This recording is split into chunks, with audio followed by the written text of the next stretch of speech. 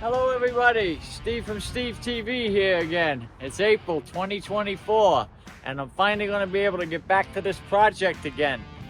Follow me.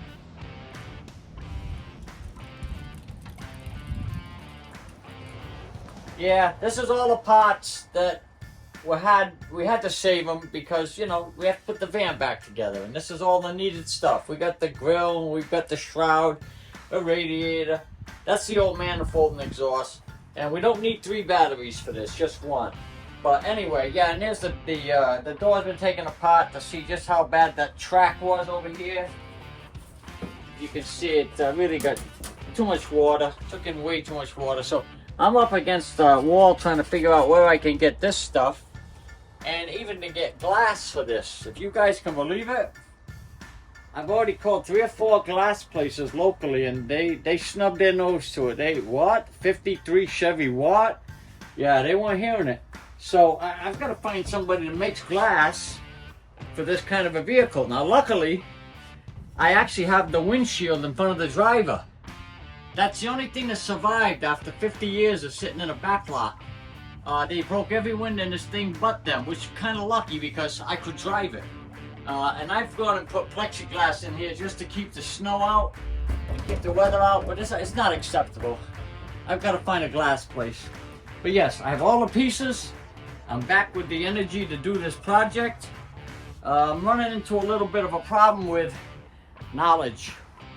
I don't have all the knowledge I need to do this.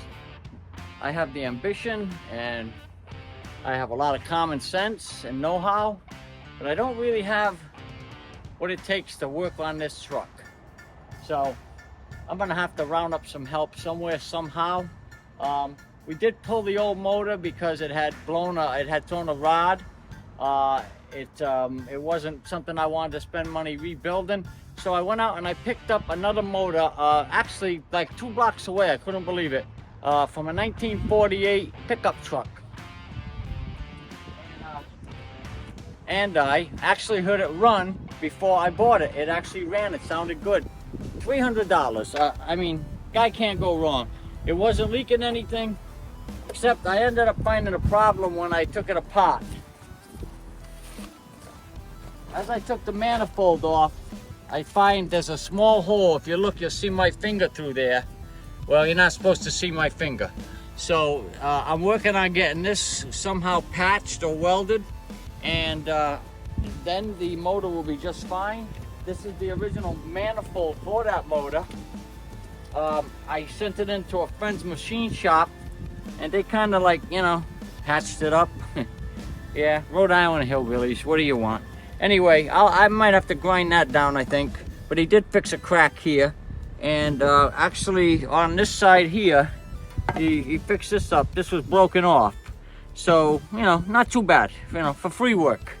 So this will be ready to go back on once I get that hole plugged up somehow, some way. Any suggestions? Come on. In the comments, say, hey, Steve, what's the matter with you? Just do this. Send me some comments, okay? But yeah, here she is, just waiting. The sun didn't shine much this winter. Couldn't do much on it, but I'm hot to get back.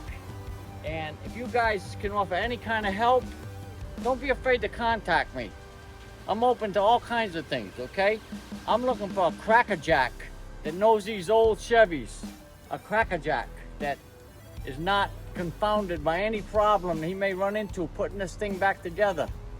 Talk to me. Steve's TV. Hey, thanks for watching. And if you would, subscribe, hit that like button, and comments. We like comments. Take care.